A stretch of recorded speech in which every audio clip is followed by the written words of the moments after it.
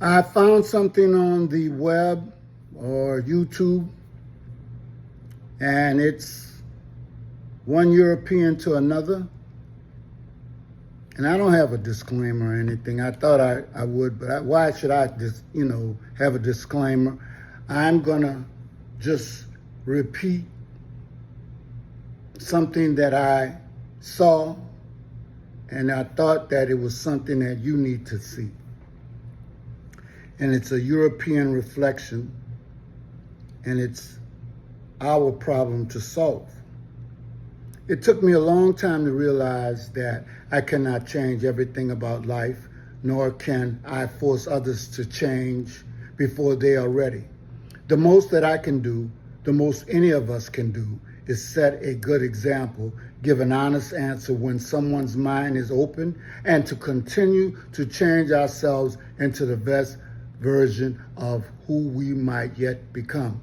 Now, this is the only thing that came from me, that opening statement. This is all him. Racism is not a problem created by people of color. It is not a problem that exists somewhere out there. Racism is a white people's problem. It was born in European empires, sustained through European systems, and exported across the world. Others live with its consequences, but it is ours to dismantle. Okay? As a white man, I have never had to fear being stopped by the police because of the color of my skin. I have never had to prepare my children for the possibility that an encounter with an authority figure might end in violence. I have never been denied a job, a loan, a home because of my race. I have never had to worry about where I had to jog, whether my accent, name, or face might be judged as foreign or suspicious. These are not privileges I earned. They are privileges I inherited. And the fact that they exist at all means someone else was denied them. Our comfort has been too often, or has often come at another's cost. Our silence has been permission. Our institutions have made sure of it. For centuries, European powers shaped the world through conquest, slavery, and colonialization, always under the banner of civilization and progress, or God's will. But what was that really? It was white supremacy dressed as virtue. It was the belief that we were the center of humanity, the standard by which others were measured. Even today, though we tell ourselves that those days are behind us, the echoes remain in our governments, our media, our hiring processes, our classrooms, and our unspoken assumptions. We like to believe we are fair-minded, tolerant, evolved, period. But the truth is, the architecture of supremacy must hold the roof up. And now, across the West, in Europe, in America, Australia, we see a dangerous, nostalgic rising. Leaders who weaponize race, movements that promise to restore something lost. What they really mean is restoring control, white control. Let's be honest, many of your brothers and sisters, particularly white men who feel left behind, are being manipulated. They are told that immigrants are their enemies. They are told that feminism, diversity, and equality are threats to their identity. They are told to cling to their privilege as if it were dignity.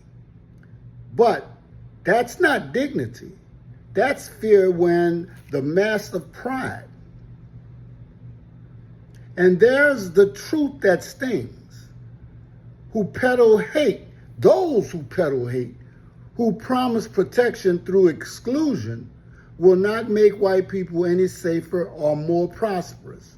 They will use race as bait while robbing everyone blind. They protect the powerful, not the people. So maybe one day we, the so-called civilized world, will realize that racism is not worth what it cost us. Because while it poisons the lives of people of color, it also corrupts our own souls. It shrinks our humanity. It turns us into defenders of lies instead of seekers of the truth. I thought that I would. Racism is a people's problem, a white people's problem, and it's up to white people to solve it. It is not enough to say I am not racist. We must become anti-racist. It is not enough to quietly disagree with hatred. We must call it out in our homes, our workplaces, our communities, and yes, at even our dinner table. It is up to us to be the loudest voices saying racism is no longer acceptable, not in our schools, not in our police forces, not in our governments, not in our jokes, not in our silence. It is up to us to examine our history, our institutions, and our hearts to face what was done in our names and to stop pretending it was ever noble. We cannot undo the past, but we can refuse to repeat it. We cannot rewrite history, but we can write a better future. And if you are wondering where to begin, start with honesty. Start with humility. Start with the courage to listen when someone tells you their truth, even when it hurts your pride, because that discomfort is the beginning of growth. I know this isn't easy to hear, but comfort has never built justice. Silence has never built peace, and denial has never built progress. So,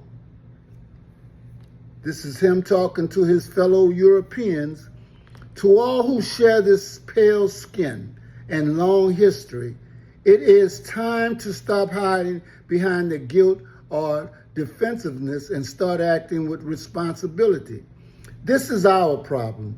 Our ancestors built it, our systems sustain it, and only we can dismantle it. Because racism and its child, white supremacy, will not end through apologies or slogans. It will end when those who benefit from it refuse to keep benefiting. That is resistance I choose, not against others, but against the ignorance within myself and my culture. The time has come for Europe to stop pretending it is innocent. We cannot be free while others still bear the weight of our history. We cannot claim to be civilized while we still cling to superiority. So let us lead not by dominance, but by conscience. Let us be the generation that ends what began in our name. Let us finally be worthy of the humanity we once denied others. This is something that when I read it, I felt that I needed to share this. And I won't make any comments on it, but this was one European to another talking about racism and its stepchild, white supremacy. And you shall know the truth when you hear it.